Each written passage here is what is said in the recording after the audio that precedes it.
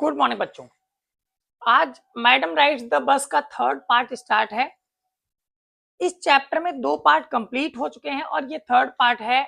इसमें राइटर ने हमको बताया है हर फर्स्ट जर्नी, जो वल्ली की फर्स्ट जर्नी थी, व्हाट केयरफुल, कितनी ज्यादा सतर्क थी। केयरफुल मतलब बहुत ही ज्यादा सावधानी भरी, बहुत ही ज्यादा सावधानी भरी और बहुत ही ज्यादा पेन स्टेकिंग और साथ में एलोबरेट प्लान्स के साथ थी। तो यहां पर बताया गया जो उसकी फर्स्ट जर्नी थी वो बहुत ज्यादा केयरफुल थी। और कैसी थी? पेन स्टेकिंग थी, मतलब श्रम भरी थी। एलोबरेट प्लान्स उसमें नहीं थे, बहुत बढ़िया से उसने डिटेल्ड प्लान बनाए थे। She had to make for it, जो भी इसके लिए उसे करना पड़ा था, मतलब अपनी बस जर्नी के लिए जो भी उसे करना पड़ा था उसने वो सारा काम किया था। सी हैड थ्रिफ्टली, उसने थ्रिफ्टली का मतलब होता है कंजूसी से, तो कंजूसी से उसने पैसे बचाए थे। Saved whatever extra coins came in her way, जो भी उसके रास्ते में, यानी कि जो भी उसके पास पैसे आते थे उन पैसों को उसने बड़ी ही थ्रिफ्टली कंजूसी से बचाया था। और वो कंजूसी किस चीज में की थी?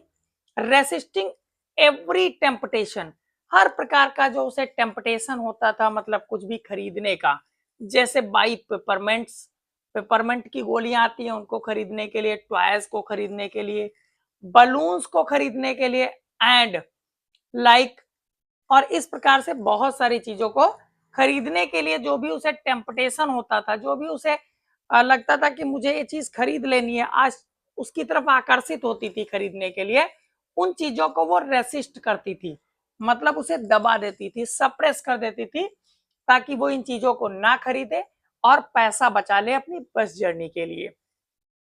And finally she had saved a total of 60 पैसे, और अंततः उसने 60 पैसे पूरे के पूरे बचा लिए थे। How difficult it had been, और इस प्रकार से पैसे बचाना कितना ज्यादा मुश्किल था, कितना ज्यादा मुश्किल, हाउ डिफिकल्ट, बहुत ज्यादा मुश्किल था इस प्रकार से पैसे बचाना। पार्टिकुलरली दैट डे, और पार्टिकुलर रूप से उस दिन इस प्रकार से पैसे बचाना नियमित रूप से उस दिन बहुत कठिन था, जिस दिन उसके गांव में एक मेला था। एट द विलेज फेयर, गांव में एक मेला था, उस दिन पैसे बचाना उसके लिए बहुत ही ज्यादा डिफिकल्ट था। But she had resolutely stifled a strong desire to ride the merry go round. और हुआ क्या? स्पेशल रूप से उसने बहुत ही दृढ़ता से स्टफल कर दिया था अपनी स्ट्रॉन्ग डिजायर को उसने बहुत ही, उसके अंदर एक स्ट्रॉन्ग डिजायर आई थी कि वो मैरी गो राउंड पर जाए। मैरी गो राउंड का मतलब होता है उस पर एक झूला होता है जो गोल गोल, उस पर एक राइड करे, एक झूले का मतलब झूले पर ही झूले। तो इस झूले पर झूलने के लिए उसने के अंदर जो बहुत ही स्ट्रॉन्ग डिजायर आई थी उसको उसने बहुत ही दृढ़ता से स्टिफल कर दिया था, दबा दिया था। तो ये काम भी उसने किया था और इस प्रकार से उसने बड़ी मुश्किल से पैसे बचाए थे। इवन तो यद्यपि सी हैड द मनी, यद्यपि उसके पास पैसा था, उस दिन जब मेले पर में उसे जाना था मैरी गो राउंड पर झूले पर, तो उसके पास पैसा था, लेकिन चूंकि उसे बस यात्रा के लिए पैसे कलेक्ट करने थे, इसलिए उसने अपनी जो स्ट्रॉन्ग डिजायर थी उसको रेसिस्ट कर दिया था।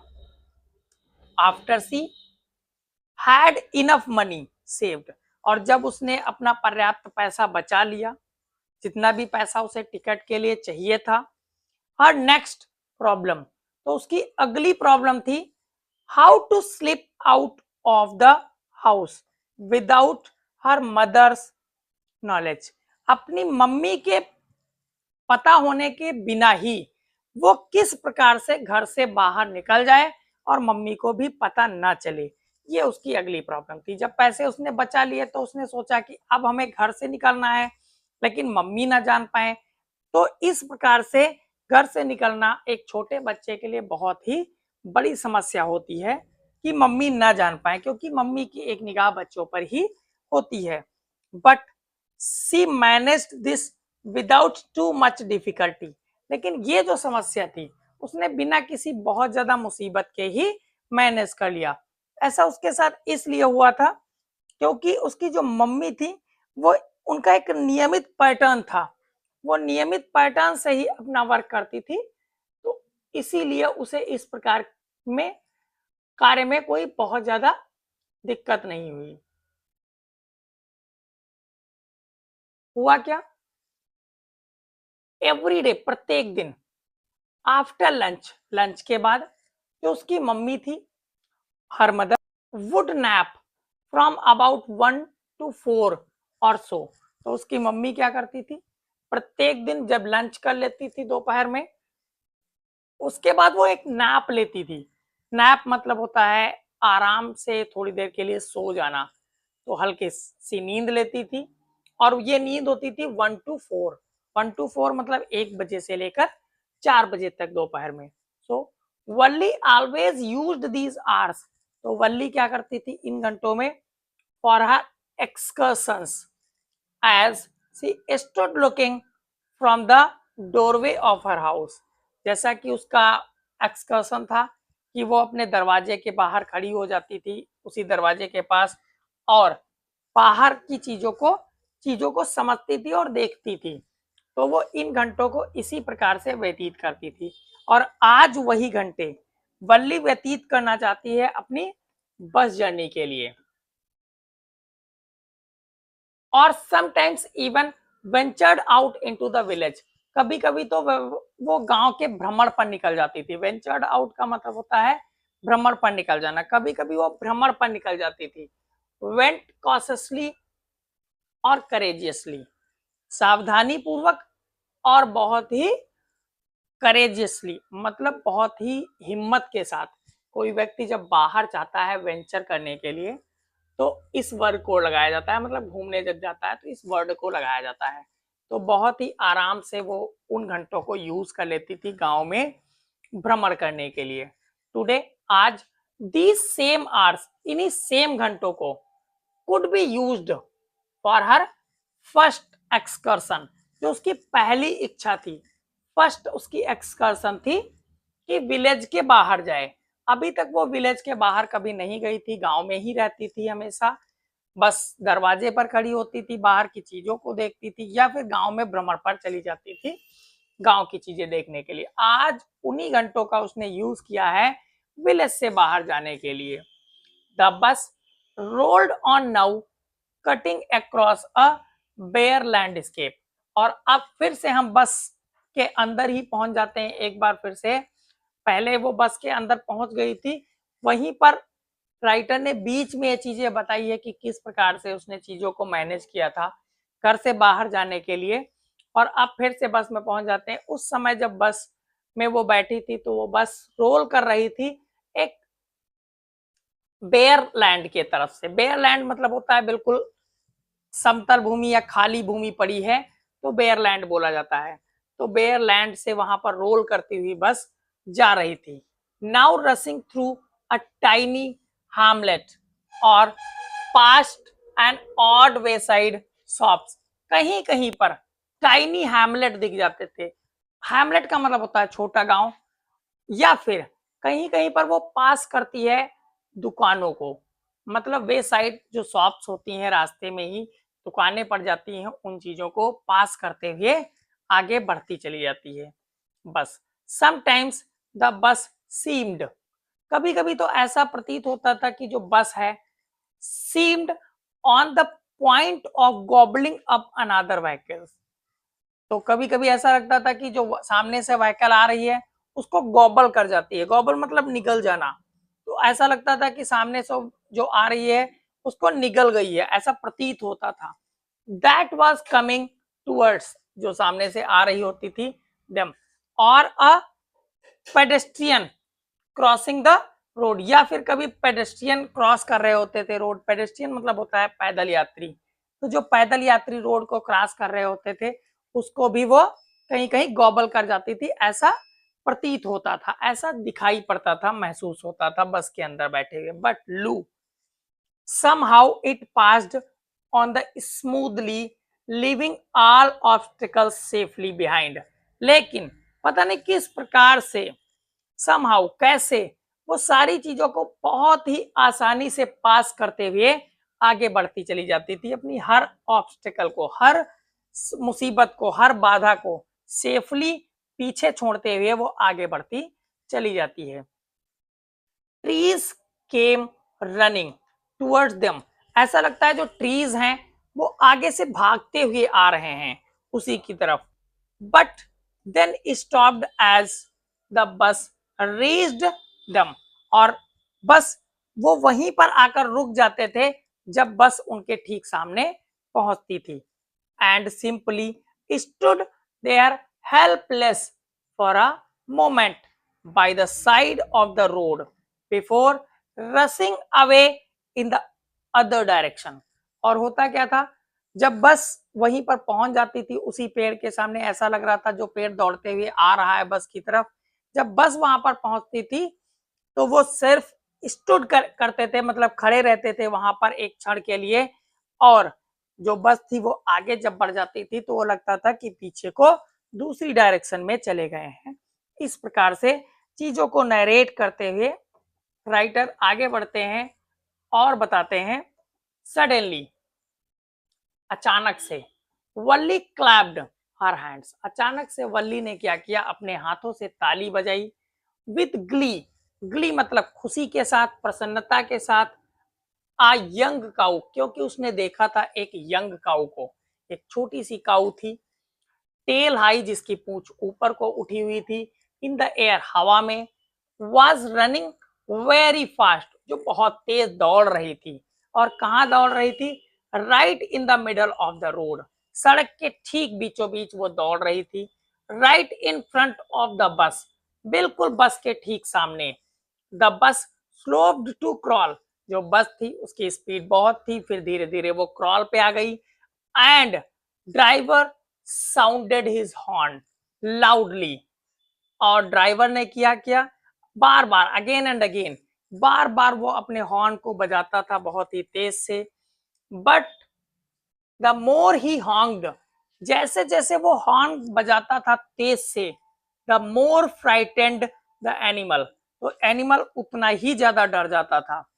Became, and the faster it galloped, और उतना ही तेजी से वो दौड़ने लगता था कि उसे वो खा जाएगी, इसलिए और तेजी से वो दौड़ने लगता था। Always right in front of the bus, और वो बस के ठीक सामने दौड़ता रहता था, इधर उधर नहीं एनिमल होता था, यानी कि यंग काऊ।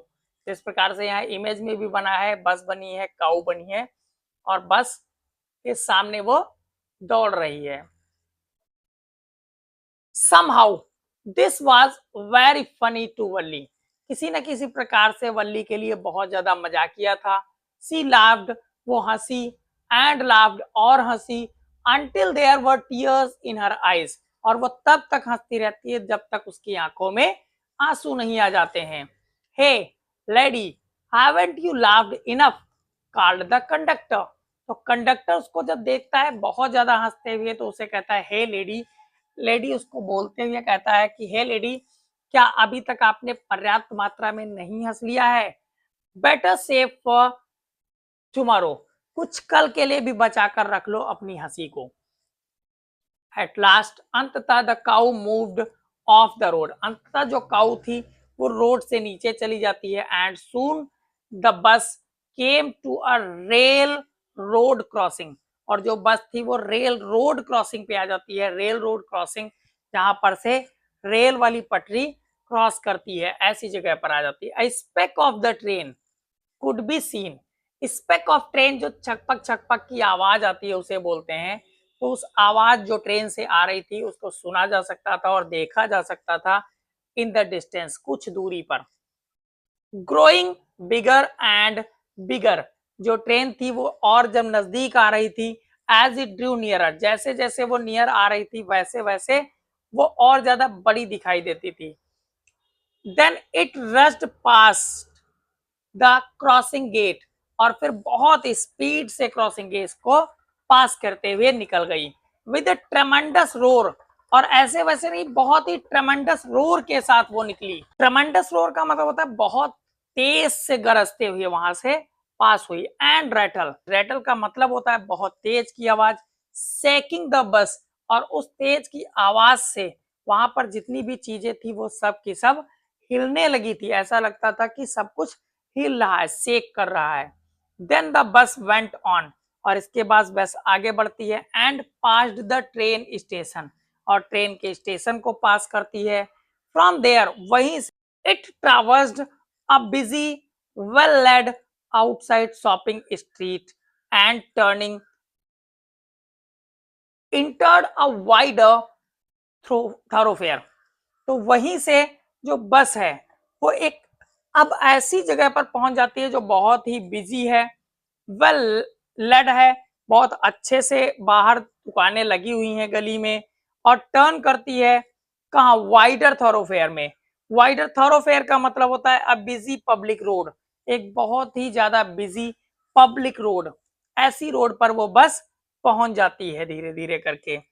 Such big bright looking shops, वहां पर बहुत बड़ी बड़ी ब्राइट लुकिंग, बहुत ही चमकदार शॉप्स थी। व्हाट ग्लिटरिंग डिस्प्लेस, कितना ज्यादा वहां पर ग्लिटरिंग थी, कितना ज्यादा चमक थी। और ये चमक किसकी थी, ऑफ क्लॉथ्स, जो डिस्प्ले में क्लॉथ्स लगाए गए थे उसमें लाइट वगैरह फिट करी गई थी, तो इसलिए वो बहुत ज्यादा चमक रहे थे। एंड अदर मर्चेंडाइज, और अन्य मर्चेंडाइज भी वहां पर चमक रहे थे। अन्य मर्चेंडाइज का मतलब बेचने वाली चीजें होती हैं, उन्हें मर्चेंडाइज कहते हैं। थिंग्स फॉर सेल, तो जो चीजें बेचने के लिए रखी थी वो भी वहां पर सब की सब चमक रही थी। तो इस प्रकार से वर्णन करते हुए आगे बढ़ते हैं और बताते हैं सच बिग क्राउड्स, और वहां पर बहुत ज्यादा भीड़ भी थी। स्ट्रक डम्ब विद वॉन्डर, जो वल्ली थी वो उस समय स्ट्रक डम्ब थी, मतलब बिल्कुल स्तब्ध सी रह गई थी, बिल्कुल बोल कुछ नहीं पा रही थी।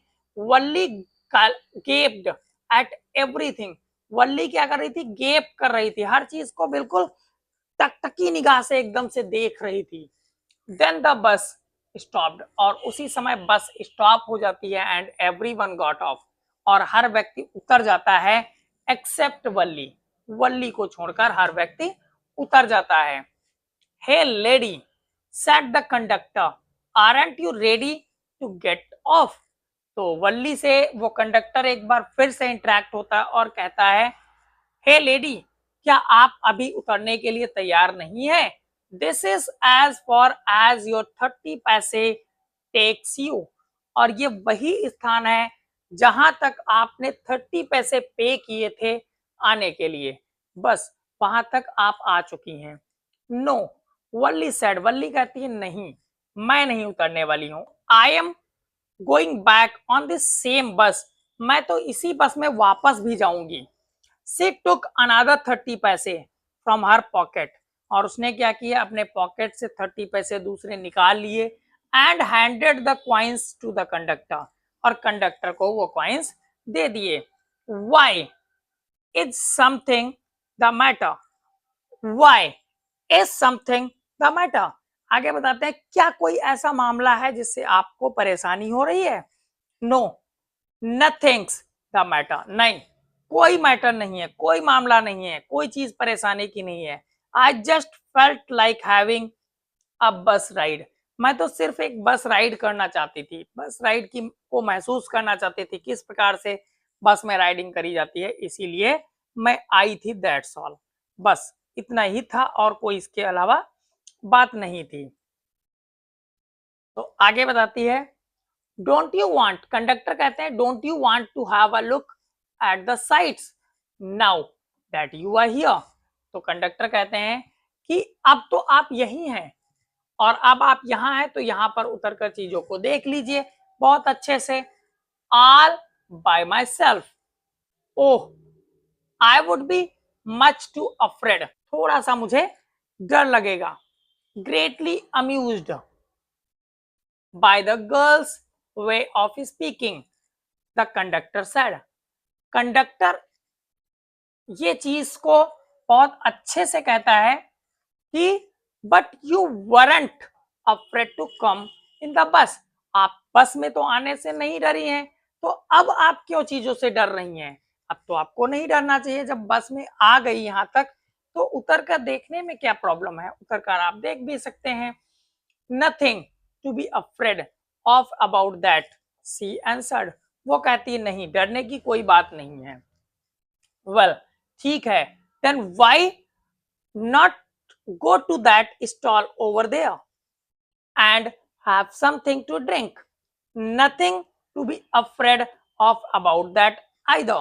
तो आगे बताते हैं कंडक्टर साहब, कहते हैं ठीक है, आपको हल्का सा मान लीजिए, मैं सोच रहा हूं कि आपको डर लग रहा है, लेकिन आप कह रही हैं कि मुझे डर नहीं लग रहा है। ठीक है, मैं मानता हूं नहीं डर लग रहा है, लेकिन यहाँ पर एक स्टॉल है, छोटी सी स्टॉल है, उस स्टॉल पर जाने में कोई डर नहीं है, डरने की कोई बात नहीं है, और कुछ वहां से ले लीजिए पीने के लिए, something to drink, nothing to be afraid about that either, वहां पर जाने में कोई आपको डरने की जरूरत नहीं है। Oh no, I couldn't do that, मैं ऐसा नहीं कर सकती, उसने स्पष्ट तरीके से कर दिया, नहीं मैं ऐसा नहीं कर सकती है, कर सकती हूँ। Well then let me bring you a cold drink, तो कंडक्टर कहते हैं कि ठीक है, कोई बात नहीं है कि आप मुझे आपके लिए कोल्ड ड्रिंक लाने के लिए अनुमति दे दीजिए, मैं आपको कोल्ड ड्रिंक ला के दे दूंगा। No I don't have enough money, तो वल्ली कहती है मेरे पास इनफ मनी नहीं है, just give me a ticket, मेरा मुझे टिकट दे दीजिए, दैट्स ऑल, बस इतना ही मुझे चाहिए। It will be my treat and not cost you anything, तो कंडक्टर साहब कहते हैं ये मेरी तरफ से आपको ट्रीट होगी, इसका आपको किसी भी प्रकार से कोई पैसा नहीं देना होगा। No no, she said formally, please no, तो वल्ली बहुत ही फॉर्मली कह देती है नहीं, कुछ नहीं, कोई बात नहीं है, मुझे तो कुछ नहीं चाहिए, प्लीज नो, ऐसा कुछ नहीं आप करेंगे। The conductor shrugged and they waited until it was time for the bus to begin return journey, तो कंडक्टर क्या करता है उस समय अपने बॉडी को थोड़ा सा श्रग करता है, और उसके बाद वो इंतजार करते हैं जब तक बस की दोबारा जर्नी की यात्रा स्टार्ट नहीं होती है। Again there weren't many passengers, वही बात थी, वहां पर दोबारा भी कुछ पैसेंजर कम ही थे। कम क्यों थे? क्योंकि उस समय स्लैग टाइम था, तो बहुत ही कम पैसेंजर्स वहां पर थे फिर से एक बार, और वो बस दोबारा रिटर्न हो लेती है। और यहां से फोर्थ पार्ट स्टार्ट हो जाता है। Want your mother B looking for you, the conductor asked, तो कंडक्टर फिर से एक बार आस्क करता है when he gave the girl her ticket, जब उसको उसका टिकट देता है तो कंडक्टर एक बार फिर से उससे बात करता है और कहता है क्या आपकी माताजी आपको ढूंढ नहीं रही होंगी, ऐसे वो पूछता है। No no, one will be looking for me, नहीं मेरे लिए कोई नहीं ढूंढ रहा होगा, मतलब मुझे कोई नहीं ढूंढ रहा होगा। सी सेड, वो ऐसा कह देती है। द बस स्टार्टेड, बस स्टार्ट हो जाती है, and again there were the same wonderful sights, और दोबारा फिर से वही वंडरफुल साइट्स उसे दिखाई देती हैं। Valli wasn't bored in the slightest and greeted everything with the same excitement, Valli क्या करती है, बिल्कुल बोर नहीं होती है, और वही हर चीज को बहुत ही अच्छे से देखती है, उसे थोड़ा सा भी बोर नहीं प्रतीत होता है, और हर चीज को बहुत ही एक्साइटमेंट के साथ देखती है। सी felt that the first time, जिस प्रकार से उसने पहली बार में महसूस किया था वैसे ही इस बार भी महसूस कर रही है। बट सडनली सी सा a young cow lying dead, लेकिन अचानक से यंग काउ डेड उसने देख ली। जो यंग काउ थोड़ी देर पहले उसने देखी थी कि दौड़ते हुए जा रही थी सड़क पे ही और बस के बिल्कुल ठीक सामने, वही यंग काउ अब उसने जैसे ही देखी डेड पड़ी हुई बाय द रोड साइड के किनारे, just where it had been struck by some fast moving vehicles, थोड़ी देर पहले ही उसे किसी फास्ट मूविंग व्हीकल ने टक्कर मार दी। Isn't that the same cow that ran in front of the bus on our trip to town, she asked the conductor, conductor से वो पूछती है इस बार, क्या ये वही सेम काऊ नहीं है जो अभी थोड़ी देर पहले हमारी जर्नी में ये दौड़ती हुई फ्रंट ऑफ बस दिखाई दे रही थी, क्या ये वही नहीं है? The conductor nodded, conductor nodded करते हुए कहता है, सिर हिलाते हुए कहता है, हाँ ये वही काऊ है। And she was overcome with sadness, और इतना सुनते ही वो सैडनेस से, दुख से भर जाती है। मतलब उस समय उसके पास बहुत सारा दुख आ गया था, मतलब हम कह सकते हैं बहुत ज्यादा वो दुखी हो गई थी। What had been a lovable creature, beautiful creature, बहुत ही कितना प्यारा सा क्रिएचर, ब्यूटीफुल सुंदर क्रिएचर था थोड़ी देर पहले, जस्ट अ वाइल अगो, थोड़ी देर पहले, had now suddenly lost its charm, और अचानक से उसने अपना सारा का सारा आकर्षण खो दिया है। एंड इट्स लाइफ, और उसका जो जीवन है, एंड लुक्ड सो हॉरिबल, और अब बहुत ज्यादा हॉरिबल सीन वो प्रतीत हो रहा है। थोड़ी देर पहले उसी काऊ का जो जीवन था, उसका जो बॉडी था, दौड़ रही थी तो कितना चार्म था, और जैसे उसने अपना जीवन खो दिया और उसने अपना आकर्षण खो दिया, वो कितना हॉरिबल दिखाई देने लगी। सो फ्राइटनिंग, बहुत ज्यादा भयभीत कर देने वाली। एज इट ले देयर, जब वो वहां पर पड़ी है। लेग्स स्प्रेड एंगल्ड, जो लेग्स हैं वो स्प्रेड एंगल्ड हैं, मतलब फैले हुए हैं इधर उधर। A fixed stare in its lifeless eyes, और एक ही चीज को उसकी निर्जीव आंखें लगातार टकटकी लगाकर घूर रही हैं। ब्लड ऑल ओवर, और हर जगह ब्लड फैला हुआ है। द बस मूव्ड ऑन, और बस जो है वो आगे मूव करती है। The memory of the dead cow, जो डेड काउ की मेमोरी है अब उसे हॉन्ट कर रही है, हॉन्टेड हर, और ज्यादा परेशान कर रही है। डैम्पनिंग हर एंथुजिज्म, और उसके एंथुजिज्म जो उत्साह था उसको डैम्प कर रही है। डैम्प मतलब भीगा कर रहा, अर्थात कम कर देना, तो उसके उत्साह को वो चीज कम कर रही है। She no longer wanted to look out the window, अब वो विंडो के बाहर कतई नहीं देखना चाहती है। सी सैट दस, इसीलिए वो बैठ जाती है। ग्लूड टू हर सीट, ऐसा लगता है कि वो सीट में चिपक गई है। Until the bus reached her village, और तब तक वो ऐसे ही बैठी रहती है जब तक 3:40 पे बस पहुंच नहीं जाती है उसके गांव को। बस 1 बजे गई थी, वापस आई है 3:40 पे, 3:40 पर बस वापस आई है। जो उसका कैलकुलेशन था, उस कैलकुलेशन में थोड़ा सा इधर उधर हुआ है। सी स्टूड अप, वो खड़ी होती है, और खड़ी होने के बाद स्ट्रेच्ड हरसेल्फ, अपने आप को स्ट्रेच करती है, फैलाती है, थोड़ा सा अकड़न करती है। Then she turned to the conductor and said, तब वो कंडक्टर की तरफ मुड़ती है और कहती है, वेल सर, ठीक है श्रीमान जी, I hope to see you again, मैं आशा करती हूँ कि मैं दोबारा फिर से आपको मिलूंगी।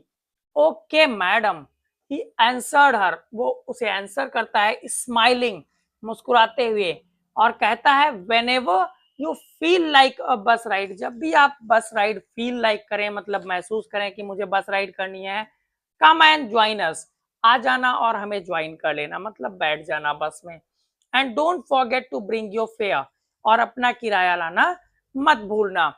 सी लाफ्ड, वो हंसती है, and jumped down from the bus, और बस से नीचे उतर जाती है।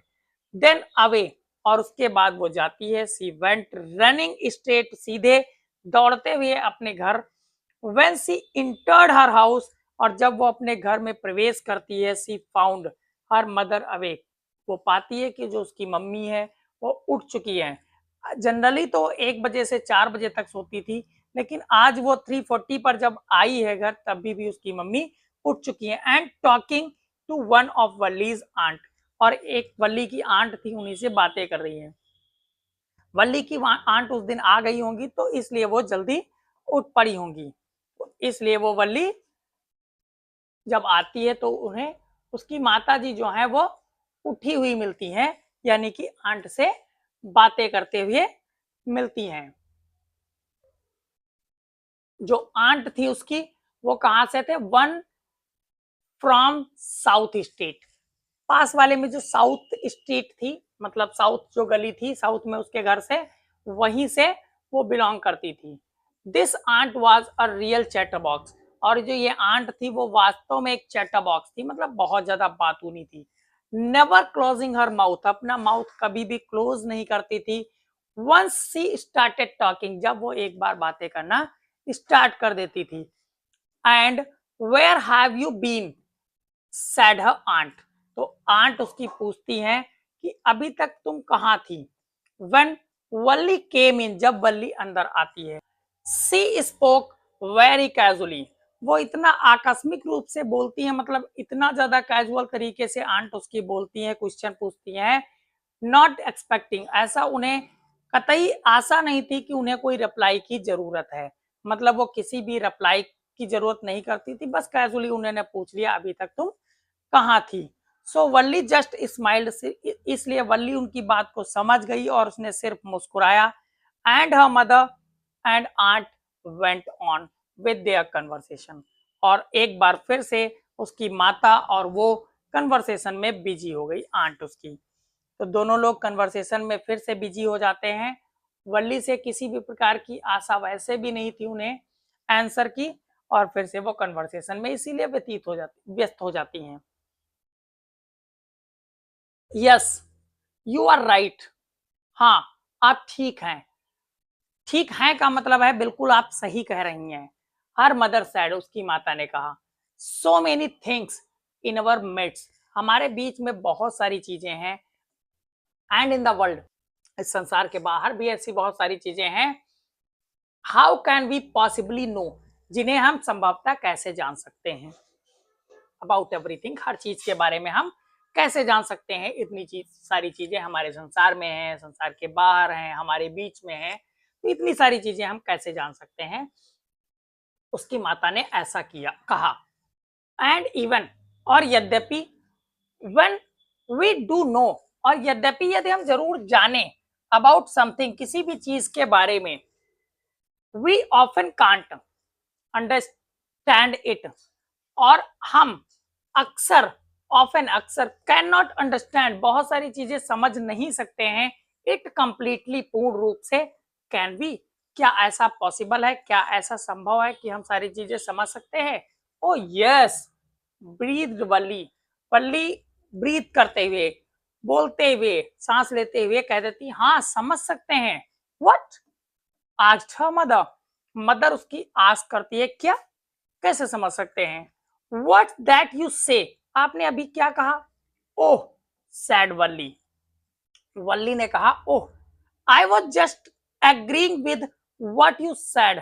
ओह, मैं तो उसी चीज के बारे में एग्री हूं जो अभी अभी आपने कहा है, अबाउट थिंग्स, चीजों के बारे में, हैपनिंग विदाउट अवर नॉलेज, हमारे नॉलेज के बिना ही बहुत सारी चीजें घटित होती है यहाँ पर। तो हमने उसी चीज के बारे में कहा है और हम उन्हें कंप्लीटली नहीं समझ सकते हैं, यानी कि हम आपकी बात से सहमत हैं। Just a chit of girl, तो जब वो वहां पर ऐसे बोल देती है, बात कर देती है, तो उसकी जो आंट है वो कहती हैं कि ये देखो कितनी चिट ऑफ गर्ल है। चिट ऑफ गर्ल का मतलब होता है बहुत ही मूर्ख लड़की। And yet look how she pokes her nose in our conversation, और किस प्रकार से हमारे कन्वर्सेशन के बीच में वो अपनी नाक घुसेड़ देती है, अर्थात किस प्रकार से हमारे कन्वर्सेशन में वो अपने आप को शामिल कर लेती है। जस्ट एज दो सी वर अ ग्रोन अप लेडी, उसी प्रकार से जिस प्रकार से कि वो एक बहुत ही ग्रोन अप लेडी है, इस प्रकार से वो बोल देती है। वल्ली स्माइल टू हरसेल्फ, वल्ली स्वयं मुस्कुराती है। सी डिडंट वांट, वो कतई नहीं चाहती है, देम उनसे, टू अंडरस्टैंड हर स्माइल, कि वो उसकी मुस्कान को समझें। बट देन, तभी, देयर वाजंट मच चांस, और वहां पर कोई ज्यादा चांस भी नहीं थे, ऑफ दैट, इसके कि कोई भी उसकी बात को समझ सके। वाज देयर, क्या ऐसे कोई चांसेस थे। ये राइटर हमसे क्वेश्चन छोड़ देते हैं। ये जो स्टोरी है वो ट्रांसलेट की गई है तमिल लैंग्वेज से बाय के एस सुंदरम के द्वारा ये ट्रांसलेट की गई है स्टोरी, इलस्ट्रेटेड बाय आर के लक्ष्मण। और आर के लक्ष्मण के द्वारा इसे इलस्ट्रेट किया गया है, बहुत ही बड़े रूप से, विस्तृत रूप से इसे समझाया गया है। ये एक स्टोरी है जिसमें एक छोटी सी बच्ची ट्रेवल करती है और एक्सपीरियंस करती है कि कितनी अच्छी अच्छी चीजें हैं इस संसार में, और साथ में यदि उन चीजों का जीवन खो जाता है तो वही चीजें कितनी खराब हो जाती हैं, कितनी ड्रेडफुल लगने लगती हैं, कितनी भयानक लगने लगती हैं, कितनी फ्राइटनिंग लगने लगती हैं। वही चीजें जिन्हें बहुत ज्यादा देखकर आकर्षण प्राप्त होता है, लेकिन जीवन त्याग देने के बाद वही चीजें बहुत ज्यादा खराब लगने लगती हैं। इस चीज का एक्सपीरियंस वल्ली ने किया है, और यही वो चीज ऐसी है जिसके कारण से वो वल्ली मुस्कुरा रही थी वहां पर। और वो उन चीजों को, जो वहां पर लेडीज घर में बैठी थी जैसे उसकी मदर और उसकी आंट, वो इन चीजों को नहीं समझ पाएंगी, क्योंकि उसकी फीलिंग्स जो वो अनुभव करके आई है उस अनुभव को कोई नहीं समझ सकता है। जीवन और मृत्यु का जो रहस्य उसने समझा है। तो यहीं पर चैप्टर को फिनिश कर दिया है राइटर ने। मिलते हैं ऐसे ही एक नए वीडियो में, तब तक के लिए जय हिंद, जय भारत।